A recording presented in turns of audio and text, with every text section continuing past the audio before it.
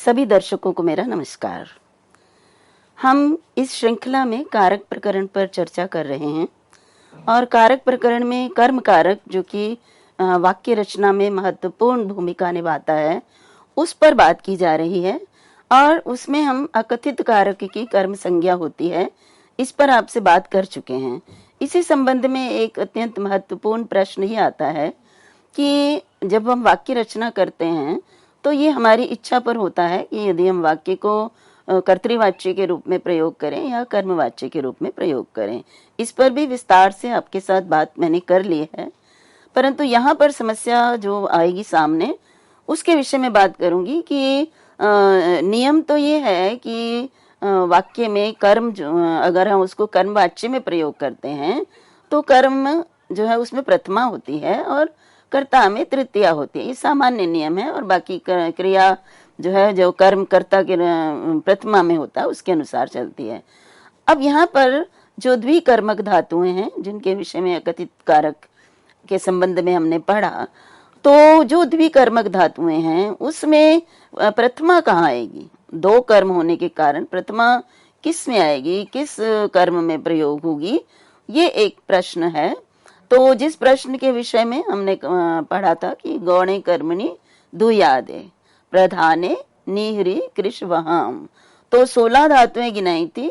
तो उस कारिका में जो 12 धातुएं हैं जो पहले पंक्ति में हैं उनके विषय में कहा कि गौणे कर्मणि जो दुह आदि, दुह से आरंभ होने वाली जो धातु है जिसमें दुह, याच, पच, दंड, प्रच्छ, रुधि, प्रच्छी, जी, ब्रू, शास और फिर जी, मथ, मुष, ये जो 12 धातुएं हैं इनके गौण कर्म में प्रथमा विभक्ति का प्रयोग होता है।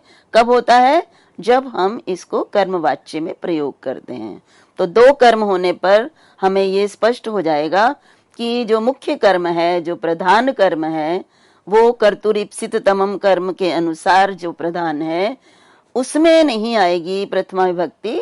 जो गौण कर्म है, जो अकथित कारक है, जिसमें अपादान आदि के स्थान पर दुह आदि धातुओं का योग होने के कारण उनकी कर्म कारक संज्ञा करके उनमें द्वितीय विभक्ति की गई है, उनको नहीं, उनको होगा। देखिए, दो इप्सित तम है वो प्रमुख कारण है, वो प्रधान कारण है और प्रधान कारक होने के कारण, प्रधान कर्म कारक होने के कारण उसमें दुह आदि के योग में उसमें प्रथमा नहीं होगी। तो किस में होगी? जो गौण है। तो गौण कर्म अपादान आदि की विवक्षा ना करके जिनको हम कर्म कारक विवक्षा करते हैं तो उन कर्म कारक को प्रथमा विभक्ति द्वितीया ना होकर फिर उस द्वितीया को हम प्रथमा में बदलते हैं कर्मवाच्य के वाक्यों में। तो मैं आपके सामने उदाहरण प्रस्तुत कर रही हूँ।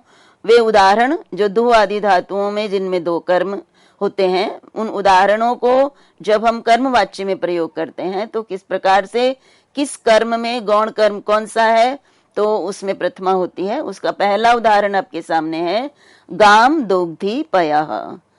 गाम दोग्धी पयः, तो सबसे पहले हमें ये देखना है कि इस वाक्य में कर्ता है नहीं है, कर्ता कोई ना कोई होगा ही, लेकिन यहाँ पर कर्ता जो है वो नहीं दिया गया। तो उसको हम अपने उसको मान सकते हैं, कोई भी कर्ता हो, देवदत्ता, गोपालः, तो उसको तो हम जो है कर्ता में तो तृतीया विभक्ति आएगी। ये क्योंकि कर्ता जो है अब कर्मवाच्य में अनभिहित हो जाता है, लकार आदि कर्ता के अनुसार अब नहीं चलेंगे। तो कर्ता में तृतीया कर दी अगर कर्ता आपको दिखता है तो। अगर कर्ता दिखाई नहीं देता तो उसकी आवश्यकता नहीं। अब हमें क्या है कि इसको गाम और दो पयः इन दोनों में से मुख्य कर्म जो है, प्रधान कर्म कौन सा है तो कर्तुरीप्सित तमम, और गोपाल जो है जो कर्ता है वो दोहन क्रिया कर रहा है और दोहन क्रिया के द्वारा उसे क्या प्राप्त हो रहा है तो पयः। तो पयः जो है, जो दूध है, ये प्रधान कर्म है। यद्यपि गाय भी अभीष्ट है लेकिन उसे दोहन से जो प्राप्त हो रहा है वो तो दूध ही प्राप्त हो रहा है। दोहन से उसे, दोहन क्रिया करने से उसे गाय प्राप्त नहीं हो रही है, गाय से दूध मिल रहा है उसको। तो यहाँ पर पयः जो है वो प्रधान कर्म है। और यहाँ पे गाम क्योंकि अकथित कर्म है, दो धातु का योग है, वास्तव में यहाँ पर है गाय से, तो अपादान है, और अपादान की विवक्षा नहीं है यहाँ पे, अपादान ना करके इसमें कर्म कारक किया है, तो ये गौण कर्म हो गया। तो गौण कर्म होने के कारण यहाँ गाम में इसमें प्रथमा विभक्ति का प्रयोग होकर हमारे पास जो रूप बनेगा वो है गौ। प्रथमा विभक्ति एक वचन में गौ होता है, तो गौ और पयः उसी प्रकार से रहेगा, पया में कोई परिवर्तन नहीं होगा। और यहाँ पे दोह्यते, ये नियम है कि धातु से यक प्रत्यय लगता है और उसके आत्मनेपद में रूप चलते हैं, और जिसमें लकार में हो उस लकार में आत्मनेपद में रूप चलाए जाते हैं। तो यहाँ दुह धातु है, यक प्रत्यय लग के दुह्यते, तो ये आत्मनेपद का रूप है। तो इस प्रकार से जब हमें जो है कर्तृवाच्य से कर्मवाच्य में परिवर्तन करना हो, तो ये हमें ध्यान रखना पड़ेगा कि दो कर्म जहाँ पर हैं उसमें किस कर्म में प्रथमा विभक्ति आएगी। इसके लिए हमें जो है अभिप्सिततम कर्म भी देखना पड़ेगा और गौण कर्म भी देखना पड़ेगा और धातु भी देखनी पड़ेगी, क्योंकि 12 धातुओं के योग में गौण कर्म में प्रथमा होती है। इसी प्रकार से देखिए अगला वाक्य है बलिम याचते वसुधाम। तो यहाँ पे क्या है कि वसुधाम याचते, जो याच मांगना, तो मांगना क्रिया के द्वारा उसे क्या प्राप्त होगा। देखिए बलि से, बलि है, बलि जो है वो एक दानव है, जो है एक पौराणिक पात्र है। तो ये एक पौराणिक कथा का एक भाग, एक वाक्य है उसी से। तो यहाँ पे हम उस पर नहीं जा रहे, हम आपको इस वाक्य की रचना के विषय में बता रहे हैं कि इसको किस प्रकार से कर्मवाच्य में प्रयोग करेंगे। तो बलिम याचते वसुधाम, तो वसुधाम क्योंकि याचना के द्वारा उसको वसुधा प्राप्त होनी है, तो अभीप्सित तम है।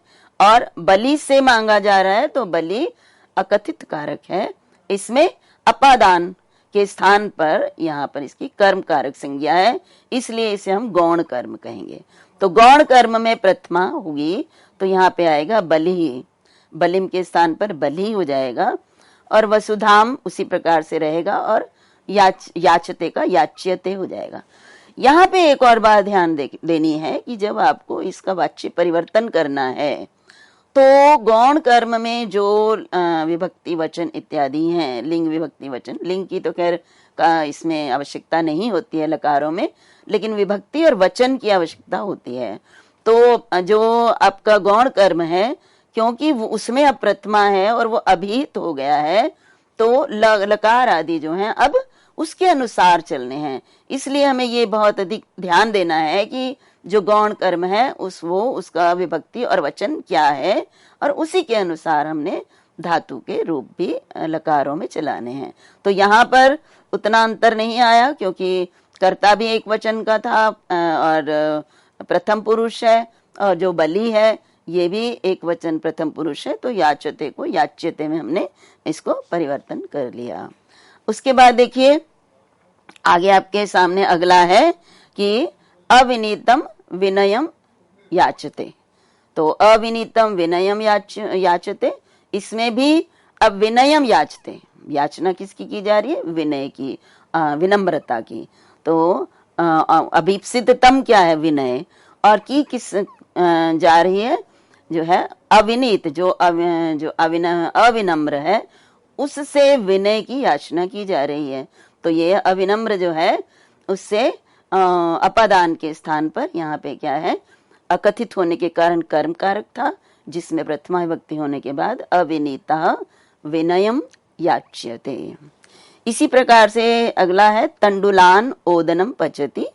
ये वाक्य हमने उदाहरण अकथित कारक के संबंध में कर लिए थे द्विकर्मक धातुओं से।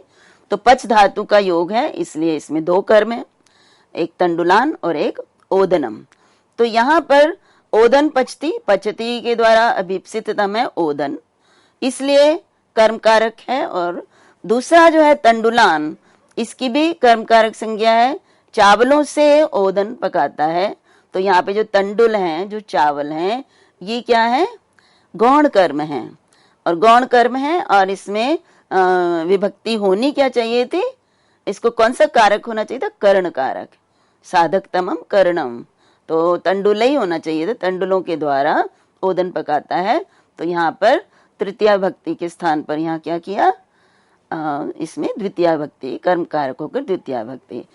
अब यहाँ देखिए, जो मैं बात को आपको कह रही थी, अब हम जब इसको कर्मवाच्य में बदलते हैं तो यहाँ पे देखिए कर्ता कैसे पता चलता है कि कर्ता यहाँ पे यद्यपि है नहीं, लेकिन वो प्रथमा विभक्ति एक वचन में है।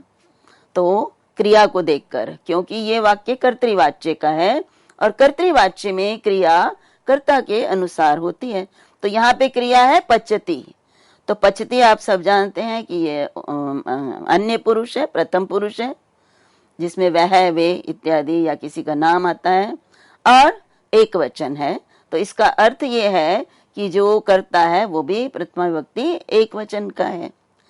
तो अब क्योंकि कर्तृवाच्य में क्रिया कर्ता के अनुसार थी, तो यहाँ पचती उसके अनुसार प्रयोग किया। अब हम इस वाक्य को जब कर्मवाच्य में प्रयुक्त करेंगे तो देखिए, अब हम पहले तो ये देखेंगे कि यहाँ पे मुख्य कर्म कौन सा है, प्रधान कर्म। तो प्रधान कर्म ओदन है। तो ओदन को तो हम उसकी विभक्ति तो नहीं बदलेंगे, उसको तो कर्म कारक ही रहने देंगे, क्योंकि अभिप्सितम है, मुख्य कर्म में नहीं होता। गौण कर्म है हमारा तंडुलान। तो तंडुलान को हम प्रथमा विभक्ति में प्रयोग करेंगे। तो तंडुलान से तंडुलाह बनेगा। अब देखिए, क्योंकि मैंने बताया कि अब ये प्रथमा विभक्ति तंडुलाह में है और तंडुल के अनुसार ही अब क्रिया चलेगी, क्योंकि अब यहाँ पे जो है प्रथमा विभक्ति अभिहित हो रही है तंडुलाह में। तो तंडुलाह के कारण यहाँ पे तंडुलाह क्योंकि बहुवचन में प्रयुक्त हैं, तो और जो है अन्य पुरुष हैं, तंडुल जो है ना मध्यम ना उत्तम, तो इसलिए यहाँ पर भी जब हम लकार का प्रयोग करेंगे तो धातु से लट लकार का रूप है, इसलिए लट लकार प्रथम पुरुष बहुवचन का प्रयोग होगा, जबकि कर्तृवाच्य में एक वचन था और अब जो है यहाँ पर बहुवचन का प्रयोग होगा, क्योंकि अब ये लकार तंडुला के अनुसार चल रहे हैं और तंडुल जो है वो बहुवचन में प्रयुक्त है। तो इसी प्रकार से देखिए अगला वाक्य, गर्गान शतम दंडयति। तो धातुएं तो आप देख लीजिए, 12 धातुएं आपके सामने। अब अगली दंड धातु है, तो दंड धातु है और गर्गान शतम। तो अब यहाँ पे देखिए दंडयति, शतम दंडयति, ये प्रधान कर्म है, ठीक है। और किन किन से वो 100 रुपया दंड के रूप में ले रहा है, गर्गान। तो यहाँ पे जो गर्ग शब्द है, ये गर्ग जो है गर्गान, ये कर्म है। वास्तव में क्या है, ये अपादान है, लेकिन दंड के कारण इसकी भी कर्म संज्ञा होने के कारण इसमें द्वितीया विभक्ति है। और द्वितीया विभक्ति होने, अब इसको, इस कर्म को अकथित कर्म है, गौण कर्म है, तो इसमें प्रथमा लगेगी। तो गर्गान क्योंकि बहुवचन है, तो जब प्रथमा विभक्ति का प्रयोग करेंगे तो बहुवचन में ही करेंगे। तो गर्गा गर्गाह हो जाएगा और शतम उसी प्रकार से रहेगा, और दंड्यन्ते। अब यहाँ देखिए, यहाँ पे भी इसी प्रकार से, जैसे दंडयति, एक व्यक्ति दंड का दे रहा है कर्ता, तो दंडयति था। जब हम इसको कर्मवाच्य में प्रयोग करते हैं तो जो प्रथमा विभक्ति जिसमें लगी है वो बहुवचन है, इसलिए क्रिया भी यहाँ पर बहुवचन में ही प्रयुक्त होगी। तो दंड्यन्ते ये हमारा रूप बनेगा। आगे इसी प्रकार से व्रजम अवरुणद्धि गाम। गाम गाय को व्रजम, व्रज में, अवरुणद्धि रोकता है। अब रोकना क्रिया जो है अवरुद्धि, अवरुणद्धि, ये किसको रोक रहा है, गाम, गाय को। तो अभिप्सितम होने के कारण गाम जो है ये इस कर्म होने के कारण द्वितीय विभक्ति है। व्रजम में ये अधिकरण कारक है, व्रज में रोकता है, लेकिन रुद्ध धातु के योग के कारण इस व्रज की ये अकथित कारक होने के कारण इसकी कर्म संज्ञा होकर इसमें द्वितीय विभक्ति का प्रयोग किया है व्रजम में। अब इसको जब हम कर्मवाच्य में प्रयोग करेंगे तो गौण कर्म होने के कारण इसमें प्रथमा होगी, तो व्रजा हो जाएगा। और व्रजा के अनुसार अब क्रिया है तो अवरुध्यते गाम। तो यहाँ पे अवरुणद्धि जिस प्रकार से एक वचन में है, उसी प्रकार से ये भी एक वचन में होगा, क्योंकि कर्ता कर्तृवाच्य में एक वचन है, तो कर्मवाच्य में भी जो जिसमें प्रथमा लगाई है, जिसके अनुसार हमें क्रिया चलानी है, वो भी एक वचन में है और अन्य प्रथम पुरुष है, प्रथमा विभक्ति है। अब उसके बाद आगे है माणवकम पंथानम पृच्छति। माणवक जो से बच्चे से पंथानम पृच्छति, मार्ग पूछता है। तो यहाँ पर भी पृच्छ धातु के योग में द्विकर्मक है। प्रधान कर्म क्या है? मार्ग। मार्ग को पूछता है। पूछना क्रिया के द्वारा वो क्या प्राप्त कर रहा है? मार्ग। तो मार्ग पूछता है, लेकिन किससे पूछता है? माणवकम। तो यहाँ अपादान के स्थान पर यहाँ पे कर्म कारक हुआ कथित होने के कारण। और अब हम जब इसको कर्मवाच्य में प्रयुक्त करते हैं तो गौण कर्म होने के कारण माणवकम के स्थान पर प्रथमा होकर माणवकः और पंथानम पृच्छ्यते। इसी प्रकार से देखिए, वृक्षम अवचिनोति फलानी। तो वृक्ष से फलों को चुनता है। तो यहाँ पर भी जो है चुनना क्रिया के द्वारा उसे क्या चाहिए? फल अभीष्टतम है। और वृक्ष से है तो ये अपादान की अविवक्षा है और अकथित कारक है। अपादान आदि द्वारा ना कहकर इसे कर्म कारक के रूप में कहा गया है, इसलिए इसमें वृक्षम आया।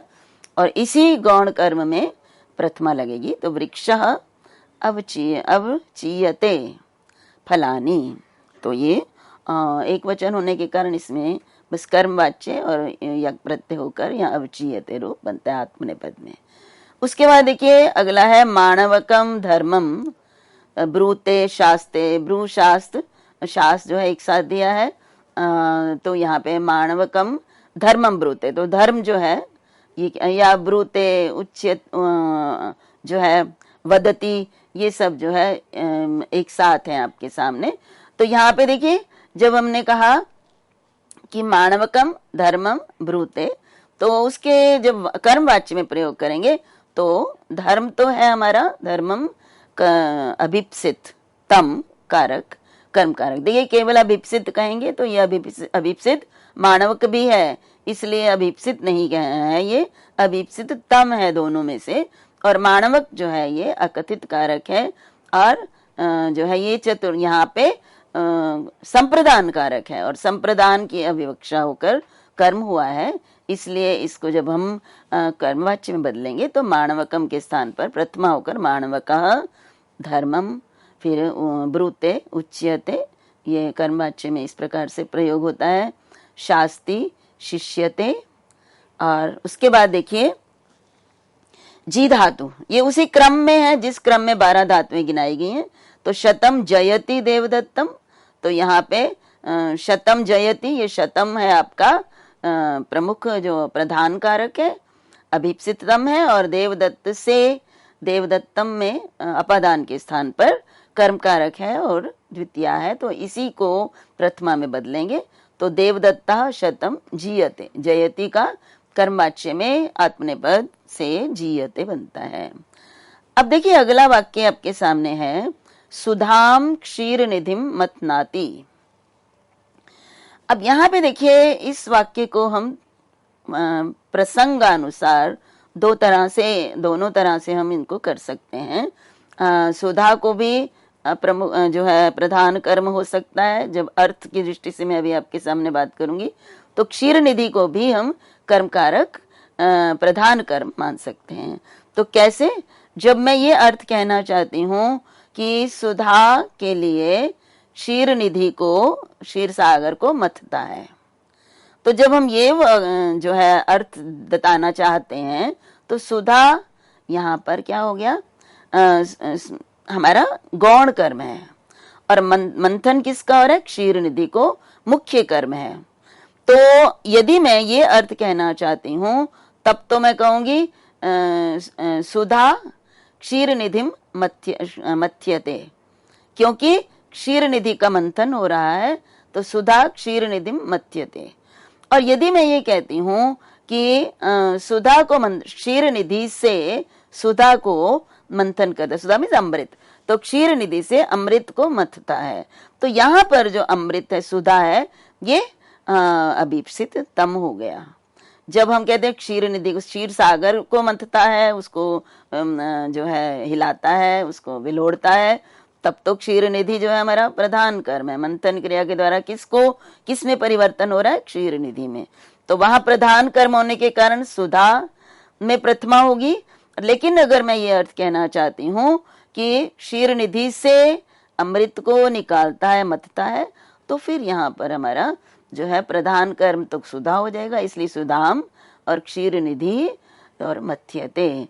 तो ये वास्तव में ये मेरा अपना ही एक विचार है कि मैं अर्थ को किस प्रकार से, अगर मैं इस अर्थ को इस तरह से देखूं तो ये भी जो प्रयोग हो सकता है। यहाँ पर एक उदाहरण शास्त्रीय उदाहरण है जिसमें कहा देवासुरैः अमृतम अम्बुधिः ममन्ते। संभवतः इसी प्रकार के उदाहरण को देखकर ही यहाँ पे क्षीर निधि जो है उसको जो है गौण कर्म यहाँ पे उदाहरण के रूप में दिया गया है। तो इसलिए देवासुर ही करता है और अमृतम अमृत को ममन्थे, देवासुर अमृत का मंथन करते हैं कहाँ से? अम्बुधि, क्षीर सागर से। तो ये दूसरा अर्थ जो है इसमें, और ये आपका जो है भूतकाल का वाक्य है। तो इस प्रकार से हम चाहें तो दोनों अर्थों में इसको प्रयोग कर सकते हैं, परंतु यहाँ पे जो उदाहरण हमें शास्त्रीय उदाहरण मिला उसके अनुसार यहाँ पे मुख्य कर्म सुधा और क्षीर निधि यही अर्थ हमें दिया गया है। तो उसके बाद अगला है मुष धातु। तो देवदत्तम शतम मुष्णाति। तो यहाँ पे 100 रुपये चुराता है, किससे चुराता है? देवदत्त से। तो यहाँ पे देवदत्त गौण कर्म है, शतम ये मुख्य कर्म है, प्रधान कर्म है। तो गौण कर्म में प्रथमा, प्रधान कर्म में जो है द्वितीया ही रहेगी। अब हमें बताया था कि जो नी, ह्री, कृष और वह, ये जो 4 धातुएं दूसरी पंक्ति में दी गई हैं अलग से, उनके लिए कहा कि इनके प्रधान कर्म में जो है वो प्रथमा विभक्ति होती है। तो देखिए आपके सामने वो चारों वाक्य मैंने रखे हैं। इनके प्रधान कर्म में, कर्मवाच्य करने पर प्रधान कर्म में प्रथमा विभक्ति होगी और प्रधान कर्म के अनुसार ही यहाँ पर जो क्रिया के रूप चलेंगे। तो जैसे ग्रामम अजाम नयति, ये कर्तृवाच्य का वाक्य है और इसमें कहा कि अजाम, अजा बकरी को बोलते हैं, उसको ग्रामम नयति गांव में ले जाता है। तो यहाँ पे अजा जो है ये मुख्य कर्म है, प्रधान कर्म है। ले किसको जाता है? ले जाना क्रिया से किसको अभिप्सिततम है? उसको क्या अभिप्सिततम है? अजा। तो यहाँ पे अजाम मुख्य कर्म है और ग्राम में ले जाता है, तो ये गौण कर्म है। वास्तव में यहाँ पे अधिकरण के स्थान पर यहाँ कर्म कारक हुआ है, इसलिए इसके कर्म कारक अकथित कारक होने के कारण ये गौण कारक है। अब क्योंकि नी धातु का योग है, नी धातु के योग में कर्मवाच्य में प्रधान कर्म में प्रथमा व्यक्ति का प्रयोग होता है।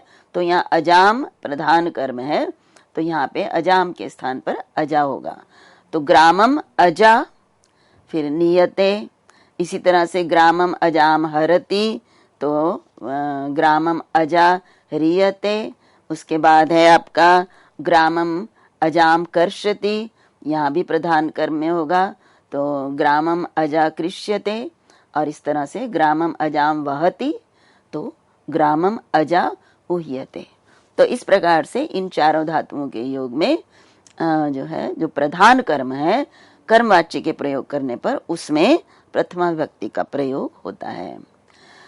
यहाँ पे मैं आपको इस संबंध में एक बात बताना चाहूंगी कि आचार्य भर्तृहरि ने यहाँ पे अपनी कारिकाओं में ये स्पष्ट किया है कि वाक्य के अर्थ से ही प्राप्त हो जाता है कि किसमें प्रथमा विभक्ति का प्रयोग होना है, मुख्य कर्म में या जो है आपका गौण कर्म में। जैसे उन्होंने कहा कि एक वाक्य, वहाँ वाक्य पदीय के तृतीय कांड में एक उदाहरण के रूप में वाक्य जो दिया है, तो उन्होंने कहा है कि जो है याचते के साथ, याच धातु के साथ जो द्विकर्मक है ना, तो ब्राह्मणम धनम याचते।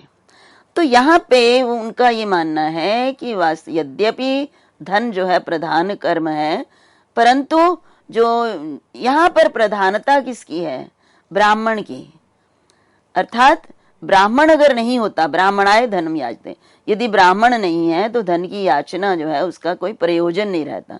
तो ये महाभाष्य में भी इस पर चर्चा की गई है, परंतु जो हमें नियम बताए गए हैं उन नियमों के अनुसार यदि हम देखेंगे तो जिन धातुओं के गौण कर्म में और जिन धातुओं के मुख्य कर्म में प्रथमा विभक्ति होती है, उसी के अनुसार हमें उनको परिवर्तन करना है। ये विषय जो है फिर क्या कहते हैं, शोध के विषय हैं।